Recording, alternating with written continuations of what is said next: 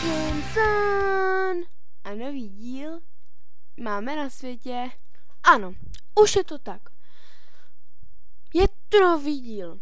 Myslela jsem, že už s tím seknu, ale nemohla jsem to udělat, protože prostě musím to dělat. Něco mi to prostě radilo a říkalo mi, jdi Káťo, do toho, musíš natočit nový díl. No tak jsem udělala, no doufám, že se vám bude líbit. Co vlastně dneska v něm uvidíte? Vlastně uslyšíte, no ale vlastně i uvidíte. Lily Allen, Amy Winehouse, třeba, co řekly slavné celebrity a tak dále. Jdeme na to.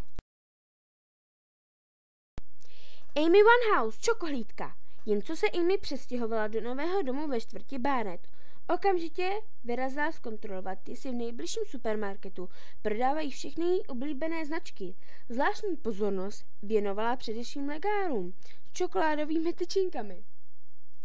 Návštěva Obamy byla celkem rychlá, myslela jsem, že se tu zdrží díl. Robert Pattinson. Chci ho snad každá z nás. Megan Fox, Paris Hilton, Natalie Portman, ale snad jediná ho nechce, Kristen Stewart. Lily Allen trpí nedostatkem sexu. Od posledního vztahu s Jamem Joplinem už uběhlo pár měsíců a Lily Allen pořád nemůže najít pořádného chlapa. Řekli, že Madonna. Spousta lidí se bojí říct, co chtějí, proto nedostanou to, co opravdu chtějí.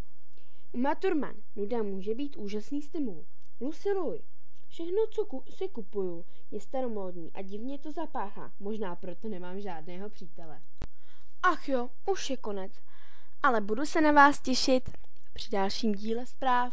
PS, dvojtečka. Prosím tě, tam dolů, jak je napsaný, přidej komentář.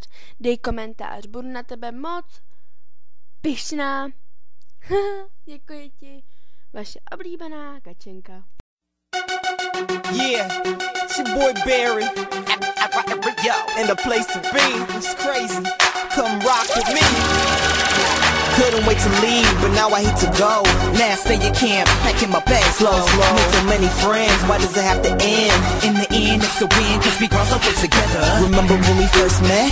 First day? Thinking this would be no fun? No way. Now it's time to leave.